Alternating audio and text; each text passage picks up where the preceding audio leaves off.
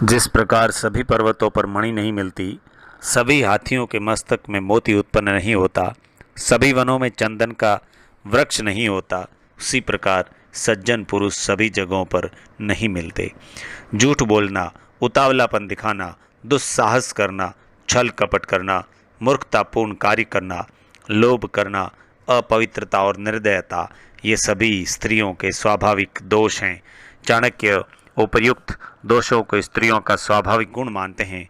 हालांकि वर्तमान दौर में शिक्षित स्त्रियों में इन दोषों का होना सही नहीं कहा जा सकता। भोजन के लिए अच्छे पदार्थों का उपलब्ध होना, उन्हें पचाने की शक्ति होना, सुंदर स्त्री के साथ संसर्ग के लिए काम शक्ति का होना, प्रचुर धन के साथ साथ धन देने की इच्छा होना, दान करने की इच्छा होना, ये सभी सुखी मनुष्य को बहुत कठिनता से प्राप्त होते हैं।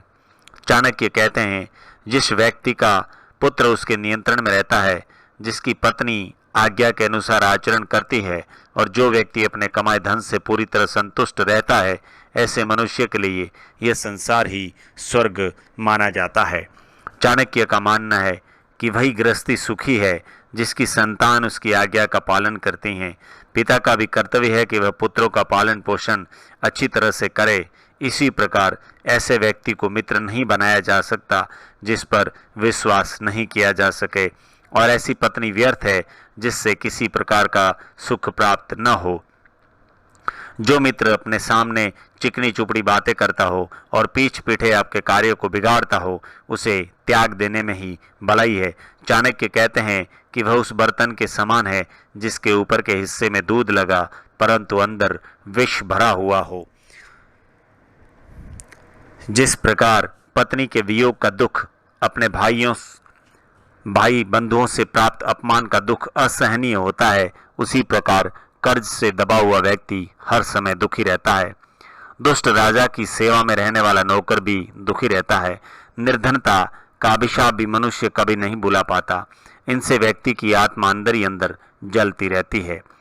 ब्राह्मणों का बल विद्या है, राजाओं का बल उसकी सेना है, वेश्यों का बल उनका धन और शूद्रों का बल दूसरों की सेवा करना है। ब्राह्मणों का कर्तव्य है कि वह विद्या ग्रहण करें, राजा का कर्तव्य है कि वह सैनिकों द्वारा अपने बल को बढ़ाते रहें, वेश्यों का कर्तव्य है कि वे प्यार में धन कमाएं, धन बढ़ाएं, शूद्रों का कर्तव्य श्रेष्ठ लोगों की सेवा करना है। चाणक्य का मानना है कि मूर्खता के समान यौवन भी दुखदायी होता है, क्योंकि जवानी में व्यक्ति की काम वासना आवेग में होती है और वह मूर्खतापूर्ण कार्य कर सकता है, परंतु इससे भी कष्टदायक होता है दूसरों पर आश्रित रहना। चाणक्य कहते हैं कि बचपन में संतान को जैसी शिक्षा दी जाती है उसका विकास उसी प्रकार होता है। इसलिए माता पिता का कर्तव्य है कि वे उन्हें ऐसे मार्ग पर चलाएं जिससे उनमें उत्तम चरित्र का विकास हो, क्योंकि गुणी व्यक्तियों से ही कुल की शोभा बढ़ती है। वे माता पिता अपने बच्चों के लिए शत्रु के समान माने जाते हैं जिन्होंने बच्चों को अच्छी शिक्षा नहीं दी, क्योंकि अनपढ़ बालक का विद्वानों के समूह में उसी प्रकार अपना अपमान होता है जैसे हंसों के झुंड में बगुले की स्थिति होती है। शिक्षा विहीन मनुष्य बिना पूंछ के जानवर होता है। इसलिए माता पिता का कर्तव्य है कि वे बच्चों को ऐसी शिक्षा दें जिससे वे समाज को सुशोभित करें। चाणक्य कहते हैं कि अधिक लाड प्यार करने से बच्चों में अनेक दोष उत्पन्न हो जाते हैं। इसलिए यदि वे गलत काम करते हैं तो उसे नज़रअंदाज करके लाड प्यार करना उचित नहीं होता है। बच्चे को डांटना बेहद जरूरी है। शिक्षा और अध्ययन की महत्ता बताते हुए चाणक्य आगे कहते हैं कि मनुष्य का जन्म बहुत सौभाग्य से मिलता है, इसलिए हमें अपने अधिकाधिक समय का वेदांती शास्त्रों के अध्ययन में तथा दान जैसे कार्यों में सदुपयोग करना चाहिए।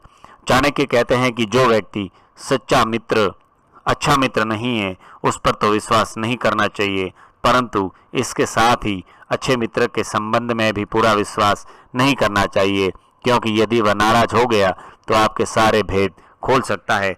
अतः सावधानी अत्यंत आवश्यक है। चाणक्य का मानना है कि व्यक्ति को कभी अपने मन का भेद नहीं खोलना चाहिए। उसे जो भी कार्य करना है उसे अपने मन से करें और पूरी तन्मयता के साथ समय आने पर उसे पूरा कर लेना चाहिए। चाणक्य के अनुसार नदी के किनारे स्थित वृक्षों का जीवन अनिश्चित होता है, क्योंकि नदियां बाढ़ के समय अपने किनारे के पेड़ों को उजाड़ देती है। इसी प्रकार दूसरे के घरों में रहने वाला स्त्री भी किसी समय पतन के मार्ग पर जा सकती है। इसी प्रकार जिस राजा के पास अच्छी सलाह देने वाले मंत्री नहीं होते, वह भी बहुत समय तक सुरक्षित नहीं रह सकता। इसमें जरा भी संदेह नहीं करना चाहिए। जिस इंसान ने चाणक्य की शिक्षाओं को अपने जीवन में उतारा है, उनका जीवन धन्य हो गया है। जो इंसान जीवन में सफल होकर सुखी जीवन जीना चाहता है, उसे हर बार हर समय उस हर इंसान को चाणक्य की शिक्षाओं पर गौर करना चाहिए।